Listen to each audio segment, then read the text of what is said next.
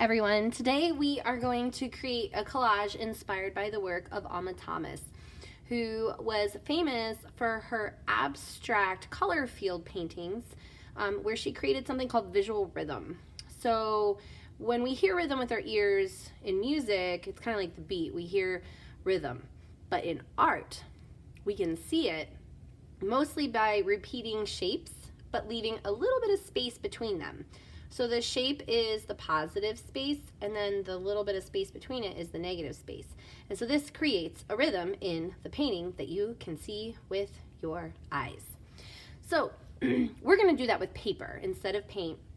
When we get started, we're actually going to create a shape that we can create the rhythm around.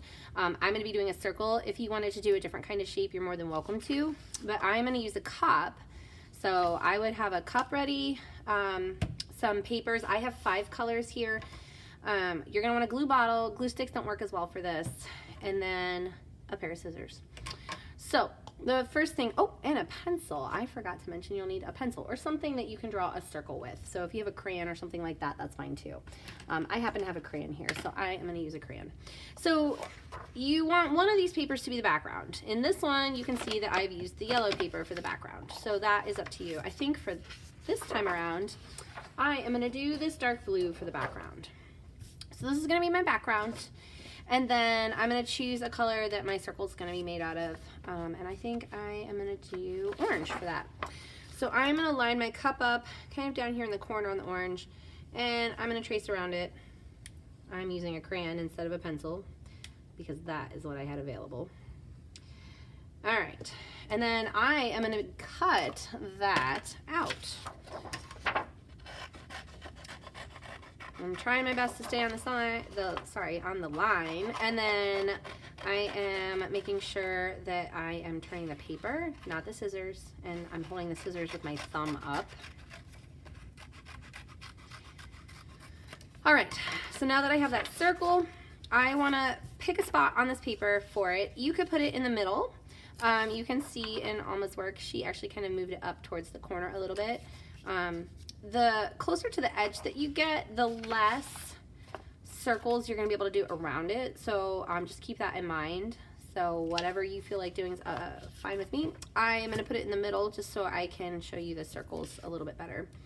So I'm going to put a little line of glue around the edge there and put that down in the middle. I kind of twist it a little, get it to stick real good.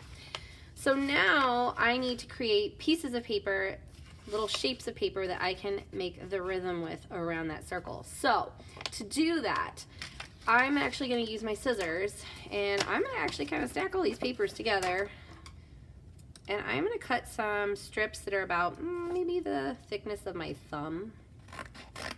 And if it's too hard for you to do all the papers together, then you can always just do like 2 papers together. But I'm going to cut some strips of paper. I would say try to get about 4 of each color. And just make sure they're not too big. Now you have extra paper, so you can always get more if you need it. So then what I'm going to do is I'm actually going to be tearing these strips, and I do have some cups here that I'm going to sort my papers into, but you could also just do this in piles on the table. But basically you're going to be tearing now, and you're going to just kind of tear these little pieces up. So I'm tearing them into these little cups, but if you don't have little cups, you can make piles on the table. So you want to do that for each of your colors. Now I actually already happen to have some that I have torn, just to save some time here. So I'm going to get my cups out. And I like to put them in rainbow order. You don't have to do that, but that's something I like to do.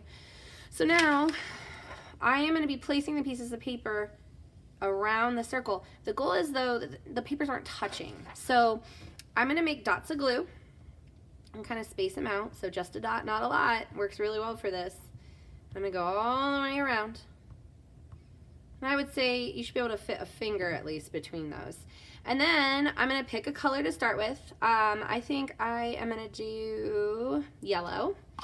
And now what I'm going to do is I'm going to place one of these papers on each dot of glue. And I just give it a little wiggle to kind of lock it into place. And we want to leave space between. Now, you don't want to leave too much space. So if you find that your dots were kind of far apart this first time around, then maybe make them a little bit closer together the second time around. I'm just going to kind of work this around and lining those pieces up so that I've got a little bit of space always between. That negative space is really, really important. So the negative space for me is this blue paper. If all of the pieces were touching, I wouldn't get the sense of rhythm that I would get by doing it this way. So looks like I'm a little bit short on yellow papers. So I'm going to go back now and grab another strip. And I feel like I need an extra dot of glue here. And if you get a little extra, you can always kind of wipe it off. There we go. All right, so now that I've created this first circle around, I am going to do another circle. So I'm going to go back and do my glue dots about 1 finger apart. So I'm just kind of gently tapping the glue bottle on the paper to release the dot of glue from the tip of it. I'm not squeezing real hard, kind of letting gravity do its thing. All right, so now I choose a new color. So I think I'm gonna avoid using blue because blue is my background color. I think I'm gonna go with this purple. So now I'm gonna add these in, and I'm gonna create a new row. Try my best to space them so that they're not touching. So sometimes that means I might have to move them a little after I set them down, and that's okay. And so I'm gonna create the second row, and then I'll just keep doing this over and over. Now, eventually, you can see after this purple row, I'm not gonna have any more space over here. So when you get to later circles, you might not be able to make the whole circle, and that is okay. You can actually see that here in her painting. This orange circle kind of goes off the edge and then continues on down here.